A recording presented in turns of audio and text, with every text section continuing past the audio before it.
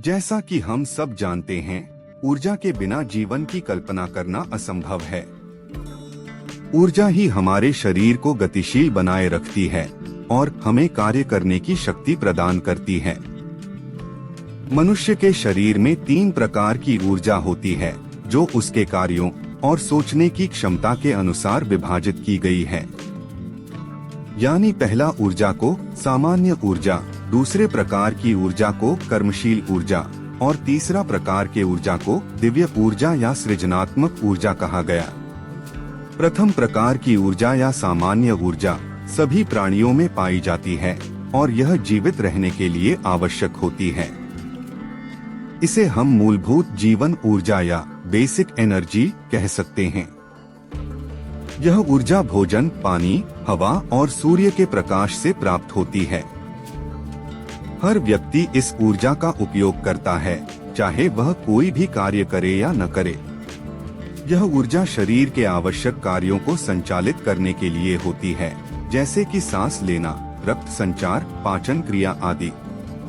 यह ऊर्जा हमें जीवित रखती है, रोजमर्रा के छोटे छोटे कार्यों में मदद करती है। इस ऊर्जा का प्रयोग करने वाला व्यक्ति सामान्य जीवन व्यतीत करता है। वह अपने दिनचर्या के कार्य करता है, जैसे चलना, उठना, बैठना इत्यादि, लेकिन किसी विशेष उपलब्धि को प्राप्त नहीं करता। द्वितीय प्रकार की ऊर्जा यानी कर्मशील ऊर्जा। यह ऊर्जा उन लोगों में अधिक होती है जो मेहनती होते हैं और अपने कार्य में अधिक ऊर्जा लगाते हैं। इसे हम कार्यशील ऊर्जा, प्रोडक्टिव एनर्जी भी कह सकते हैं। जो लोग मेहनत और समर्पण के साथ अपने कार्यों को करते हैं, वे इस ऊर्जा का अधिकतम उपयोग करते हैं। यह ऊर्जा मेहनती और सक्रिय लोगों में पाई जाती है, जो लगातार कार्यरत रहते हैं। इस ऊर्जा का प्रयोग करने वाले लोग समाज के लिए योगदान देते हैं और अपनी मेहनत से अपनी तथा दूसरों की उन्नति करते हैं। यह ऊर्जा केवल शारीरिक ही नहीं बल्कि मानसिक भी होती है, जिससे व्यक्ति किसी कार्य को योजनाबद्ध तरीके से संपन्न करता है। इस प्रकार की ऊर्जा का प्रयोग मजदूर, किसान, शिक्षक, डॉक्टर, इंजीनियर, उद्यमी आदि तरह के लोग करते हैं, जो अपने कार्य के प्रति समर्पित होते हैं। ये लोग अपने परिश्रम से समाज के विकास में योगदान देते हैं और अपने जीवन में सफलता प्राप्त करते हैं। अब जानेंगे तीसरे प्रकार की ऊर्जा यानी दिव्य या सृजनात्मक ऊर्जा। इस ऊर्जा को समझने के लिए एक छोटी सी कहानी की सहायता लेते हैं। गर्मी का समय था और जंगल की तरफ वाली खेतों में एक किसान सुबह से ही काम कर रहा था। अब वह इतना थक गया कि वह अधमरा सा हो गया। काम पूरा भी नहीं हुआ, लेकिन उसे काम छोड़ना पड़ा और धीरे धीरे घर की ओर चल पड़ा। रास्ते में उसे लगा कि पेड़ की छाया में कुछ समय आराम कर लूं। अभी बैठने वाला ही था कि उसकी तरफ एक भालू आते दिखा।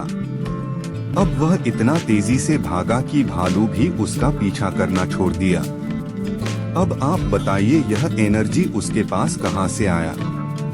यही तीसरा ऊर्जा है जो सभी के अंदर होता है, लेकिन इसका उपयोग हर कोई नहीं कर पाता। इस ऊर्जा का उपयोग महान व्यक्ति ही कर पाता है, जो अपनी बुद्धि, संकल्प शक्ति और विचारों से समाज और दुनिया को बदलने की क्षमता रखते हैं।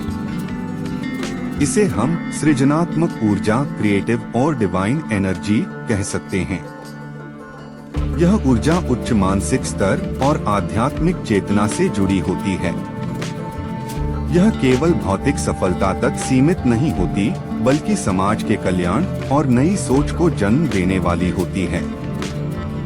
इस ऊर्जा का प्रयोग करने वाले लोग वैज्ञानिक, विचारक, दार्शनिक, कलाकार, समाज सुधारक और महापुरुष होते हैं। Mahatma Gandhi, Swami Vivekananda, Einstein, Newton, Abdul Kalam, Tesla आदि इस ऊर्जा का उपयोग करने वाले लोग थे। इन्होंने अपनी असाधारण सोच और कार्यों से दुनिया को बदला और नया मार्ग दिखाया। तीनों प्रकार की ऊर्जाओं का सही उपयोग व्यक्ति के जीवन को निर्धारित करता है।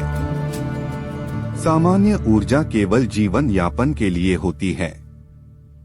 कार्यशील ऊर्जा सफलता की ओर ले जाती है और सृजनात्मक ऊर्जा व्यक्ति को महान बनाती है। हर व्यक्ति के पास यह क्षमता होती है कि वह अपनी ऊर्जा को सही दिशा में मोड़कर अपनी जीवन को एक साधारण स्तर से असाधारण ऊंचाई तक पहुंचाने की। अपनी ऊर्जा को सही दिशा में लगाएं तो अपने जीवन को एक नई ऊंचाई तक ले जा सकते हैं। मेरे भाई, आपसे रिक्वेस्ट करता हूं कि यह वीडियो अच्छा लगे तो अपने समस्त परिजनों के साथ शेयर करें, इस चैनल को सब्सक्राइब करें और इस तरह का वीडियो चाहते हैं कमेंट जरूर करें। धन्यवाद।